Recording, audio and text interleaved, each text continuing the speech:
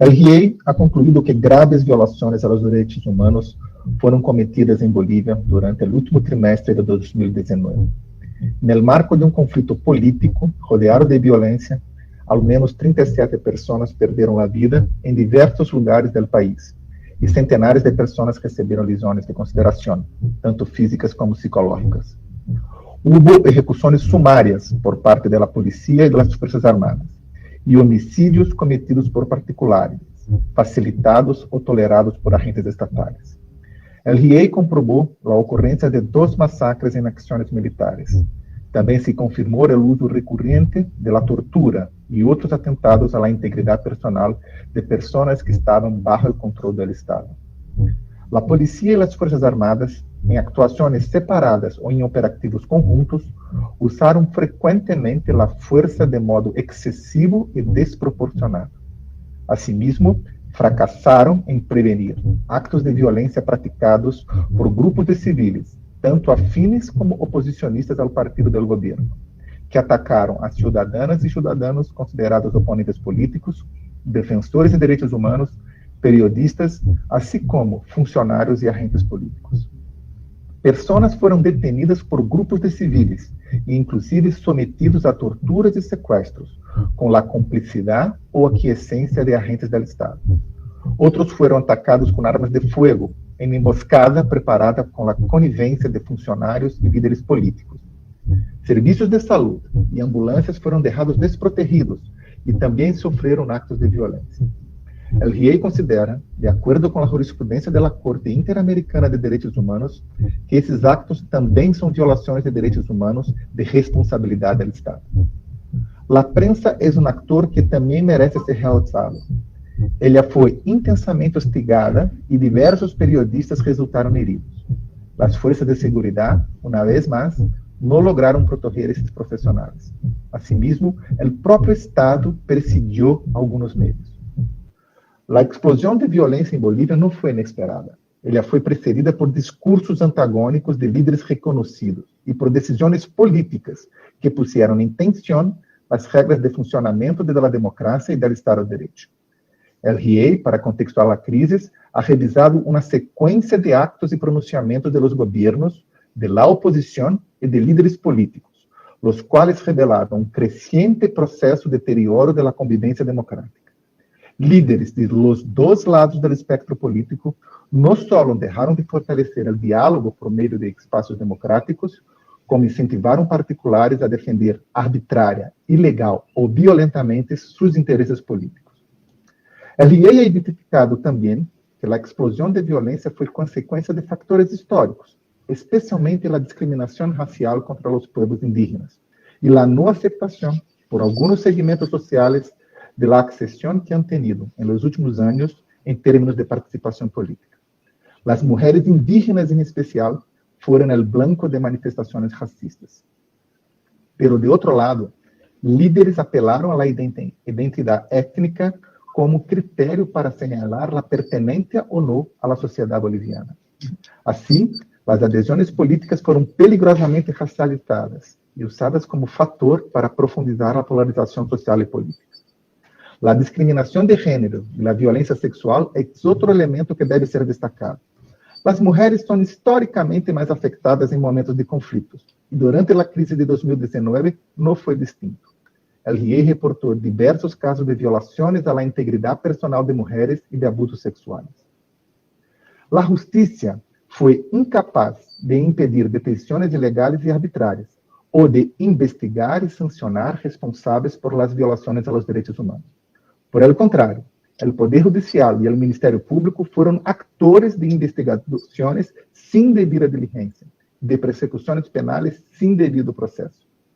Essas instituições também permitiram o uso da justiça para a persecução política. É verdade que o uso do processo penal para a persecução política não se apresenta como uma questão limitada à crise de 2019, pero sí como uma distorção que afeta permanentemente o sistema de justiça, sobretudo com o emprego das figuras de terrorismo e sedição, que estão definidas em Bolívia em desconformidade com os parâmetros do direito internacional. O uso da prisão preventiva é um fator de séria e constante preocupação, adoptada recorrentemente de modo ilegal e arbitrário em escenários de evidente incompatibilidade com o direito ao devido processo. Las juezas y los jueces no ejercen adecuadamente el control de las imputaciones penales y de la presencia de los estrictos requisitos para la detención preventiva. Ella es regla cuando debería ser excepcional. Las transformaciones operadas en Bolivia en busca de una sociedad más diversa e inclusiva no estuvieron acompañadas por la recreación o la reforma de la Administración de Justicia y las Fuerzas de Seguridad. Essas duas instituições, diretamente conectadas com a vigência dos direitos humanos e o funcionamento da democracia, quedaram rezagadas no processo de cambio. A sociedade boliviana tem ânsia de justiça, seja em sua dimensão de rendição de contas e punição de los responsáveis por actos de violação aos direitos humanos, seja como perspectiva de reparação integral às vítimas. Sin embargo, esta mesma sociedade teme que a justiça seja selectiva e um instrumento político. A impunidade não só nega e se contrapõe a esses legítimos desejos de verdade e justiça de quienes foram vulnerados em sua dignidade, como propicia a reiteração de los crímenes e afecta a legitimidade do Estado de Direito. Por essa razão, é fundamental que se avance nas investigações e nos processos judiciais de todos os hechos documentados no informe. Sin embargo, estes processos devem ser conduzidos com estricta observância da devida diligência e do devido processo legal, princípios que o Estado boliviano tem profunda dificuldade em garantizar, como observou el Riey. O fracasso em realizar justiça é resultado, sem dúvida, de déficits de independência e autonomia do Ministério Público e do Poder Judicial, que estão estruturalmente vulnerados por seus baixos pressupostos, a provisionalidade da grande maioria de juízes e fiscais e a indevida ingerência do governo e de interesses políticos em temas privativos da justiça. É necessária uma firme vontade política, desde o mais alto nível, explícita e compartida entre as autoridades do Estado plurinacional e demais atores políticos e sociais, para garantizar a independência dessas instituições. Uma das características da sociedade boliviana é seu dinamismo, que se expressa em assembleias, cabildos e mobilizações constantes em las calles. É necessário que a energia e laboriosidade desses movimentos se expressem em um campo de diálogo democrático. Trabalhar por la convivência entre pessoas distintas que decidem relacionar-se em uma democracia intercultural é essencial para evitar a confrontação violenta. Em síntese, el Riey ha confirmado que os direitos à vida, à integridade personal, à liberdade e segurança personal, à honra, dignidade e vida privada, a garantias judiciais de devido processo, a liberdade de expressão, associação e reunião, a não discriminação, a saúde, a propriedade, ao trabalho e à informação foram vulnerados. É possível e necessário promover justiça e reparar a todas as vítimas, a todas e todos, sem critérios de discriminação política, social ou geográfica. Também é indispensável avançar com reformas em las esferas públicas e privadas para prevenir a repetição. Para esses propósitos, no marco de seu mandato, o grupo de expertos independentes ha formulado diversas recomendações. Señor presidente, siempre vemos y asumimos que la razón de ser de nuestra organización son las personas, los seres humanos, la gente que vive en las Américas. Como dice una frase que ahora identifica a la organización, más derechos para la gente. Permítame unos minutos, señor presidente, para rendir un homenaje a la gente que perdió la vida en el quiebre constitucional que vivió mi país en noviembre del año 2019. Permítame, presidente, homenajear y levantar el nombre de Mario Salvatierra y Marcelo Terrazas, muertos en el departamento de Santa Cruz. De Limber Guzmán, Miguel Ledesma y Juan Mamani, muertos en el departamento de Cochabamba. De Julio Llanos, Percy Conde, Beltrán Condori, Silverio Condori, José Alcón, Martín Félix y Sebastián Moro, muertos en el departamento de La Paz. Marcelino Jarata, Filemón Salinas, de tan solo 15 años de edad, Ariel Calizaya, muertos en una operación conjunta de la Policía y las Fuerzas Armadas.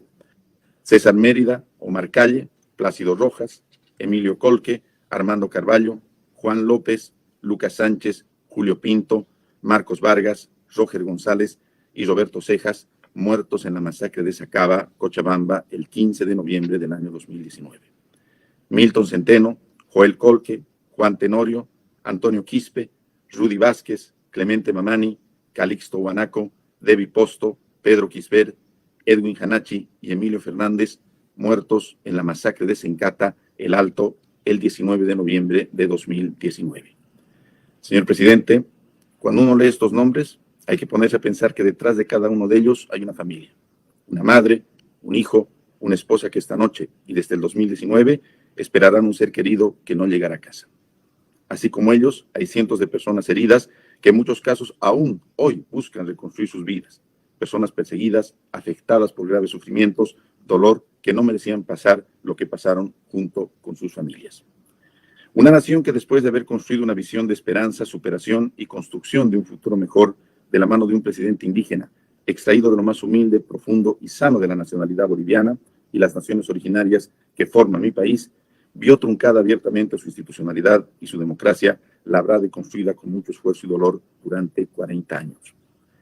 Sin embargo, más allá de la institucionalidad que se puede reconstruir, como lo estamos haciendo, más allá de la democracia que se puede restablecer, como lo estamos haciendo en la nación boliviana de la mano del presidente Luis Alberto Arce Catacora, lo que es irreparable y solo nos deja una lección para evitar que esto no se repita, no solo en Bolivia, sino en ningún país de las Américas y del mundo, son las sendas violaciones a los derechos humanos que lamentablemente se dieron en esta crisis.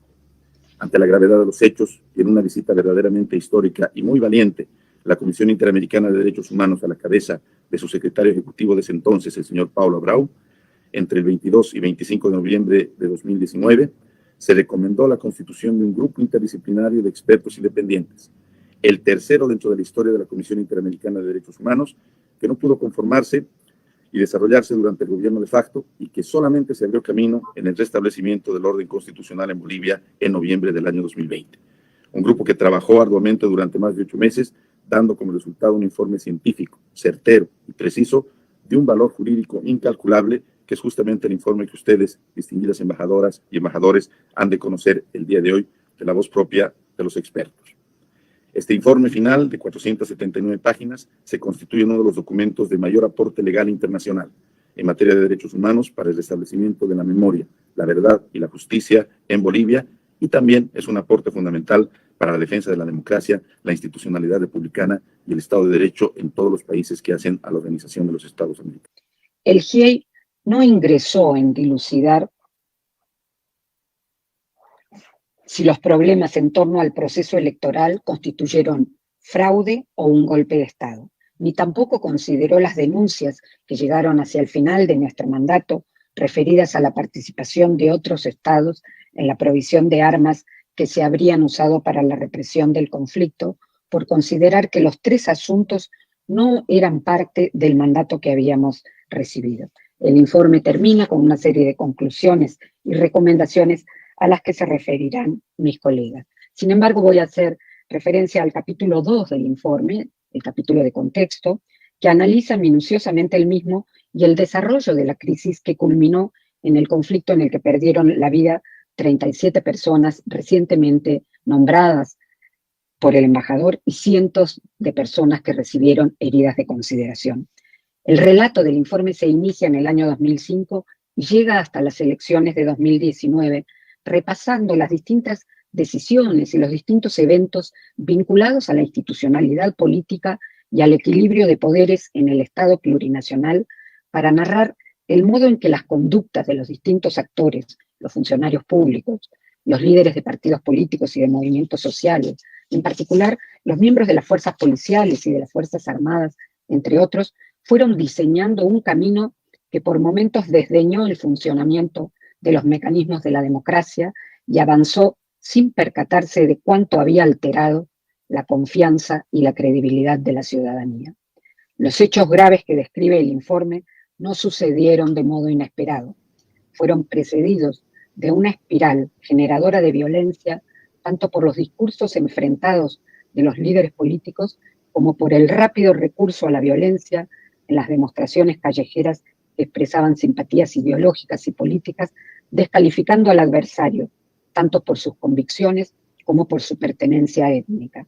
Estas prácticas deben erradicarse si quieren evitarse la repetición de los hechos como los que hemos analizado. Punto 1. Coincidir en la necesidad de que cuando se tratan estos temas, nos paramos en el centro de la situación de las víctimas, de los seres humanos que sufren. Cuando suceden este tipo de violaciones a los derechos humanos, no importa cuál es el color de la militancia política, la ocupación, el credo, el porte físico, la vestimenta, es la persona que sufre. En segundo lugar, la importancia que revisten estos informes cuando se realizan en el lugar de los acontecimientos. Esto es un doble llamado. Primero, a que los estados que pertenecemos al sistema interamericano de derechos humanos tenemos la obligación de aceptar la presencia de los organismos de ese sistema interamericano en el lugar.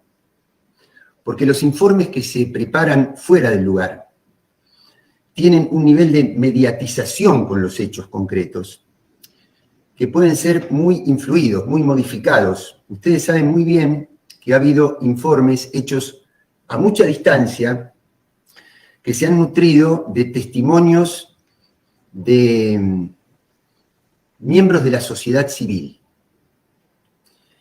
Y todos sabemos que hay financiamiento específico para direccionar las posiciones que encarnan algunos representantes que se hacen llamar miembros de la sociedad civil, pero que están cumpliendo estrictos objetivos políticos e ideológicos.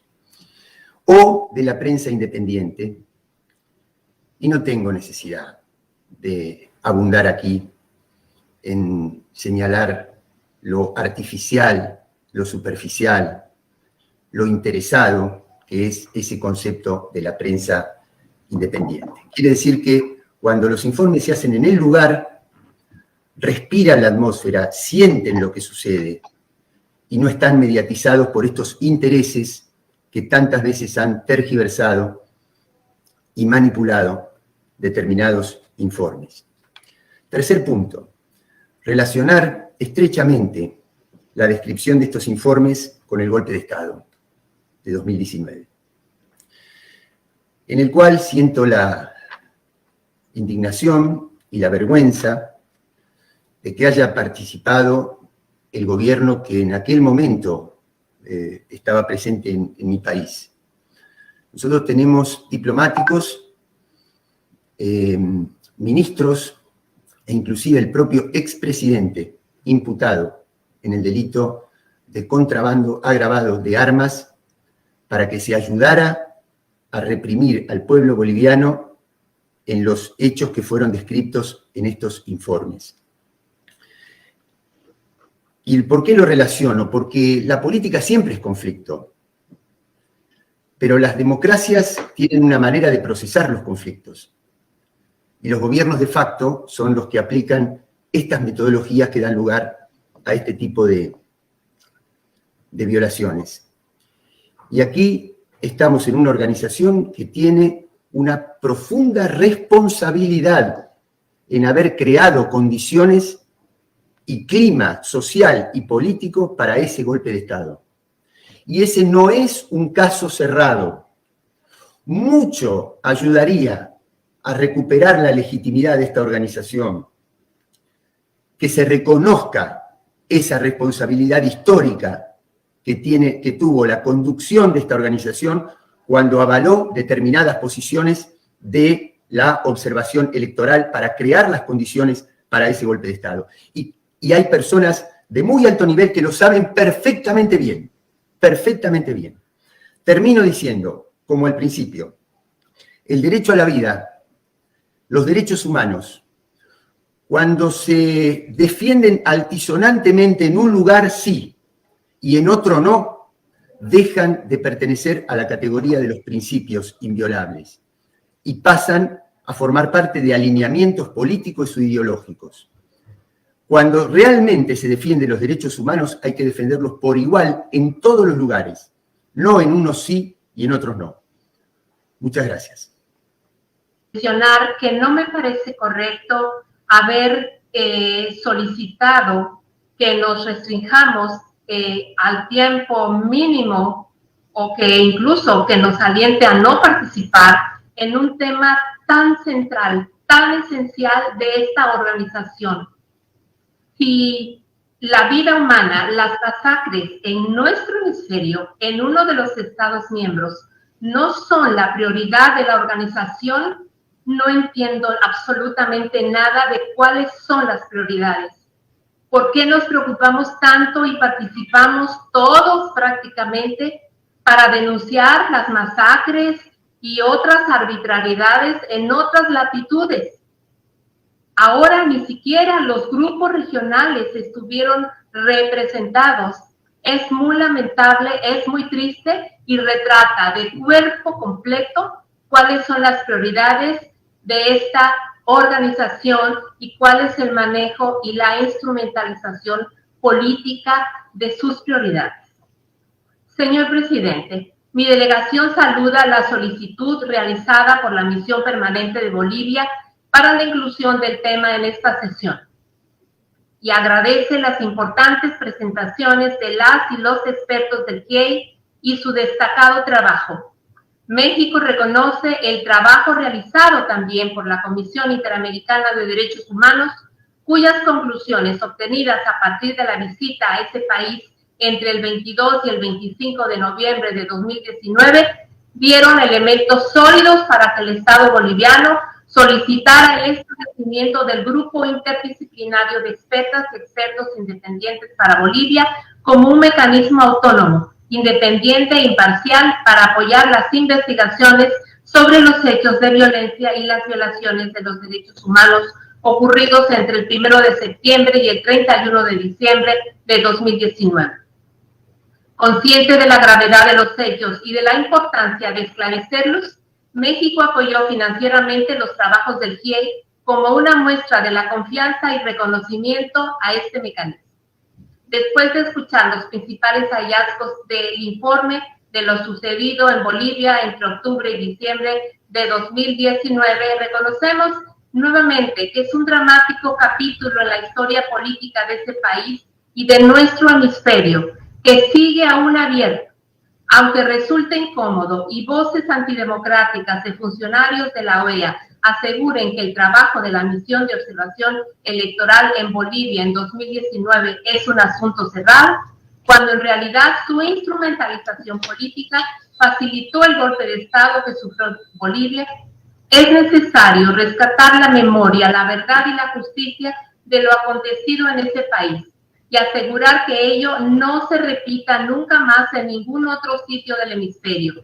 El asunto está abierto.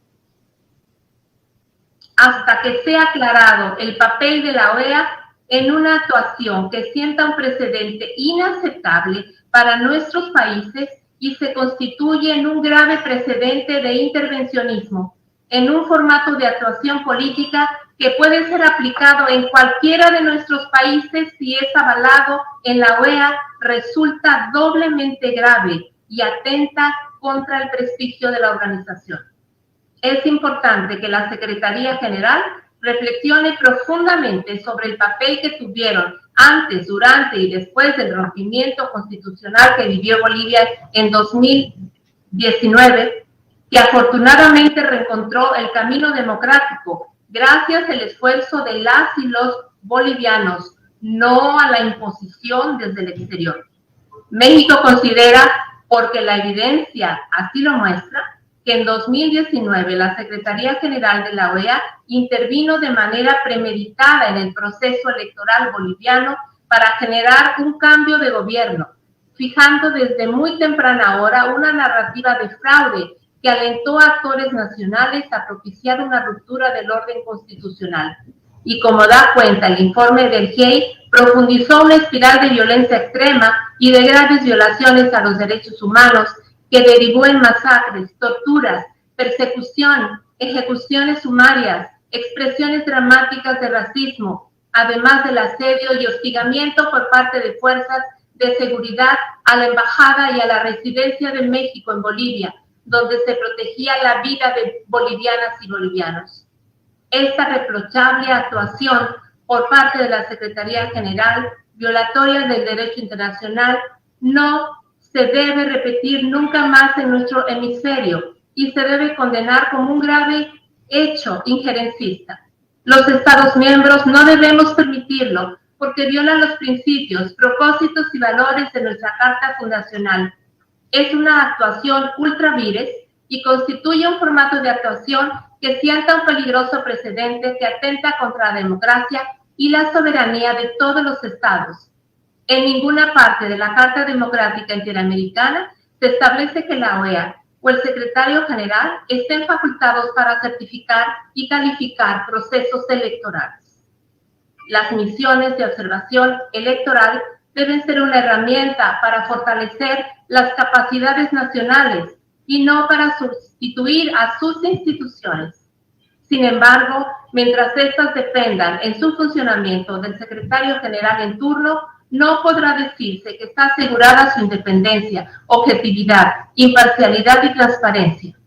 Como mi delegación lo ha señalado antes, rechazamos contundentemente que la observación electoral se instrumentalice políticamente y se use para facilitar golpes de Estado.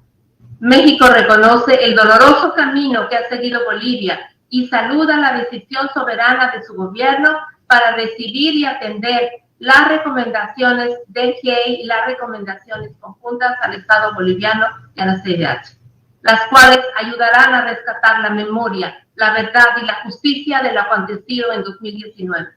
México seguirá trabajando dentro de esta organización con base en su Carta de Creación y en los principios constitucionales de la política exterior mexicana para seguir fortaleciendo y construyendo un multilateralismo para la paz y el desarrollo que privilegie en todo momento el derecho internacional como norma insustituible de conducta en las relaciones internacionales y tenga en el centro de sus prioridades la dignidad, los derechos humanos y el bienestar de las personas.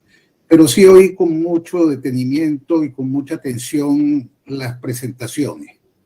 Y en estas presentaciones quiero destacar que hay una aspiración a la objetividad que agradezco y que es muy importante que a la hora de emitir juicios se tome muy en cuenta. Hay un señalamiento muy claro, obvio, de que hubo violaciones de derechos humanos, violaciones terribles de derechos humanos, muerte, abuso, discriminación racial.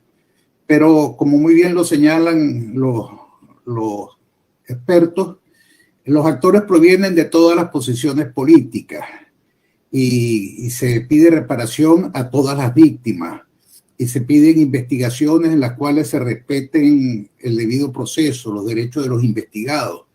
Y todo ello me parece a mí que va en el sentido de lo que debe aspirar América Latina en el manejo de la cuestión de los derechos humanos.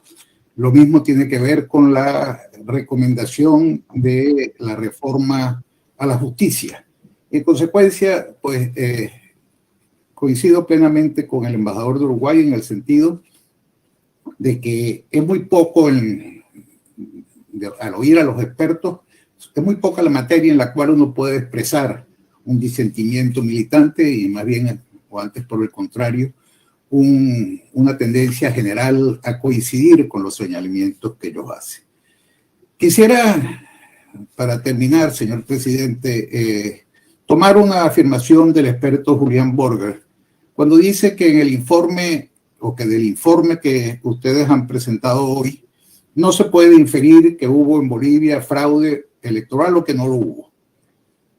Tampoco puede inferirse que hubo golpe del Estado o que no lo hubo.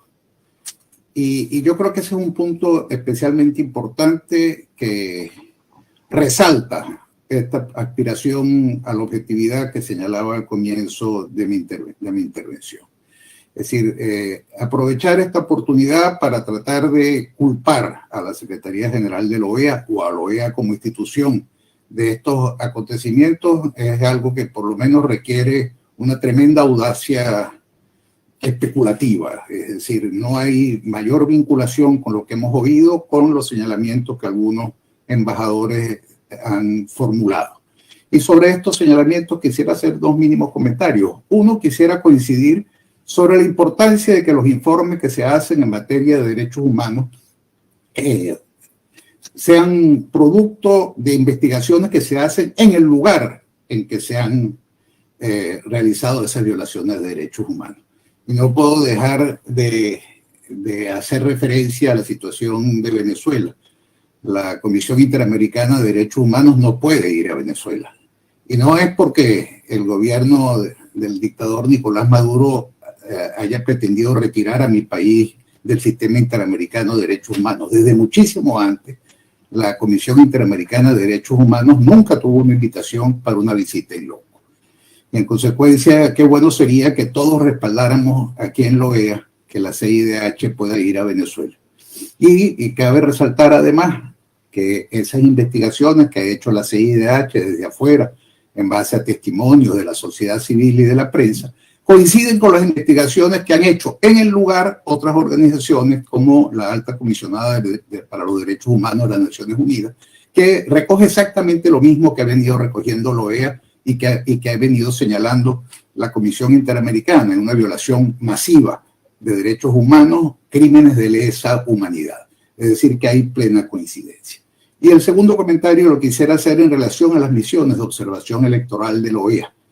La inmensa mayoría de las misiones electorales de la OEA culminan con una afirmación. Estas elecciones fueron unas elecciones legítimas. El pueblo de tal país pudo expresar su voluntad, lo hizo libremente y el resultado se compagina con lo que la misión de observación electoral sintió que fue la voluntad expresada en las urnas. Eso sería también una intromisión en la política de cada país, decir que la elección fue buena, pero que si la elección se califica como buena, también podría haberse calificado como mala.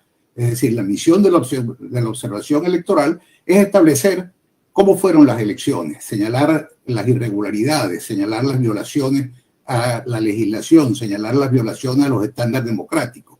En consecuencia, el que un informe de una misión de observación electoral culmine diciendo en tal elección hubo un fraude, no es una injerencia indebida, porque de ser así también lo sería decir cuando señalan que no hubo fraude. En consecuencia, las misiones de observación electoral de la OEA serían una especie de saludo a la bandera absolutamente inútil y no servirían para nada. Lo importante de esas misiones es que prácticamente son un sello de garantía. Es decir, cuando la OEA dice aquí la elección fue limpia, la elección fue limpia. Y no podemos reaccionar de manera sesgada cuando el informe produce un resultado que políticamente nos puede parecer indeseable o poco consono con las aspiraciones que cada país tiene, muy legítimas por lo demás en materia política, pero que no pueden llevar a descalificar ni a las misiones de observación electoral ni a la gestión del secretario general de la OEA. You have the floor, sir. Thank you, Mr. Chair.